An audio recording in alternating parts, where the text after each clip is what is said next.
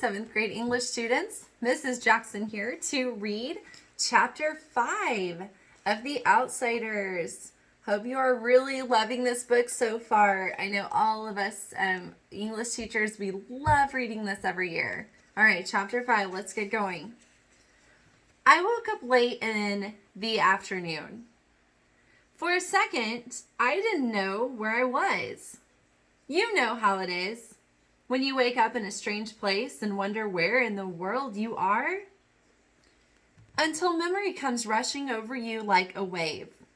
I half convinced myself that I had dreamed everything that had happened the night before. I'm really home in bed, I thought. It's late and both Derry and Soda Pop are up. Derry's cooking breakfast, and in a minute, he and Soda will come in and drag me out of bed and wrestle me down and tickle me until I think I'll die if they don't stop.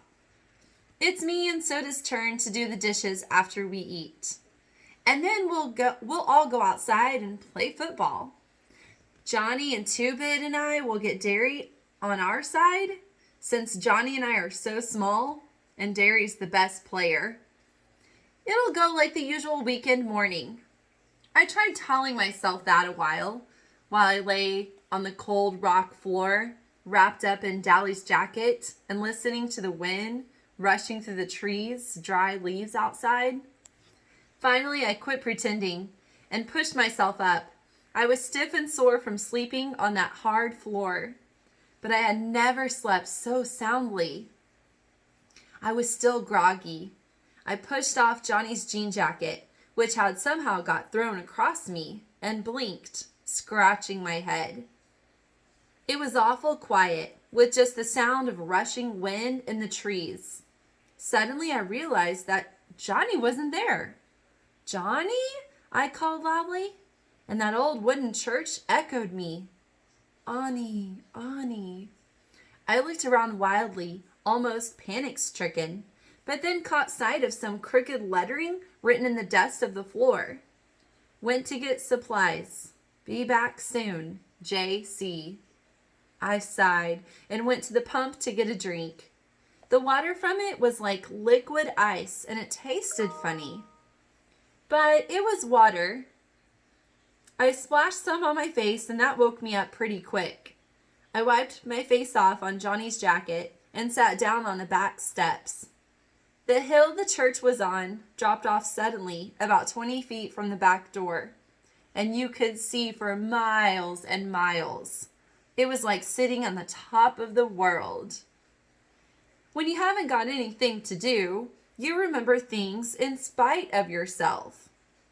I could remember every detail of the whole night, but it had the unreal quality of a dream. It seemed much longer than 24 hours since Johnny and I had met Dally at the corner of Pickett and Sutton. Maybe it was. Maybe Johnny had been gone a whole week and I had just slept. Maybe he had already been worked over by the fuzz and was waiting to get the electric chair since he wouldn't tell me where I was. Maybe Dally had been killed in a car wreck or something and no one would ever know where I was. And I'd just die up here, alone, and turn into a skeleton. My overactive imagination was running away with me again. Sweat ran down my face and back, and I was trembling. My head swam, and I leaned back and closed my eyes. I guess it was partly delayed shock. Finally, my stomach calmed down, and I relaxed a little, hoping that Johnny would remember cigarettes. I was scared, sitting there by myself. I heard someone coming up through the dead leaves toward the back of the church, and I ducked inside the door. Then I heard a whistle, long and low, ending in a sudden high note. I knew that whistle well enough. It was used by us and the shepherd gang for "Who's there?" I returned it carefully, then darted out the door so fast that I fell off the steps and sprawled flat under Johnny's nose. I propped myself on my elbows and grinned up at him. "Hey, Johnny, fancy meeting you here." He looked down at me over a big package. I swear, Pony Boy, you're getting to act more like Two-Bit every day. I tried unsuccessfully to cock an eyebrow. Who's acting? I rolled over and sprang up, happy that someone was there. What'd you get? Come on inside. Dally told us to stay inside. We went in. Johnny dusted off a table with his jacket and started taking things out of the sack and lining them up neatly. A week's supply of bologna, 2 loaves of bread, a box of matches, Johnny went on. I got tired of watching him do it all, so I started digging into the sack myself. Whee! I sat down on a dusty chair and stared. A paperback copy of Gone with the Wind. How'd you know I always wanted one? Johnny reddened. I remembered you saying something about it once. And me and you went to see that movie, remember? I thought you could maybe read it aloud and help kill time or something. Gee, thanks. I put the book down reluctantly. I wanted to start it right then. Peroxide? A deck of cards? Suddenly I realized something. Johnny, you ain't thinking of... Johnny sat down and pulled out his knife. We're gonna cut your hair, and you're gonna bleach yours. He looked at the ground carefully. They'll have our descriptions in the paper. We can't fit 'em. Oh no, my hand flew to my hair. No, Johnny, not my hair. It was my pride. It was long and silky, just like Soda's, only a little redder. Our hair was tough. We didn't have to use much grease on it. Our hair labeled us greasers, too. It was our trademark. The one thing we were proud of. Maybe we couldn't have Corvairs or Madras shirts, but we could have hair. We'd have to anyways if we got caught. You know the first thing the judge does is make you get a haircut. I don't see why, I said sourly. Dally could just as easily mug somebody with short hair. I don't know either. It's just the way of trying to break us. They can't really do anything to guys like Curly Shepherd or Tim. They'd have about everything done to them. And they can't take anything away from them because they don't have anything in the first place. So they cut their hair. I looked at Johnny imploringly. Johnny sighed. I'm going to cut mine too and wash the grease out. But I can't bleach it. I'm too dark-skinned to look okay blonde. Oh, come on, Pony Boy, he pleaded. It'll grow back. Okay, I said wide-eyed. Get it over with. Johnny flipped out the razor edge of his switch, took hold of my hair, and started sawing on it. I shuddered. Not too short, I begged.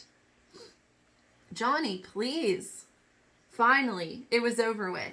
My hair looked funny, scattered over the floor in tufts. It's lighter than I thought it was, I said, examining it. Can I see what I look like now? No, Johnny said slowly, staring at me. We gotta bleach it first. After I'd sat in the sun for 15 minutes to dry the bleach, Johnny let me look in the old, cracked mirror we had found in a closet. I did a double take. My hair was even lighter than soda pops. I'd never combed it to the side like that. It just didn't look like me. It made me look younger and scareder, too. Boy, howdy, I thought. This really makes me look tough.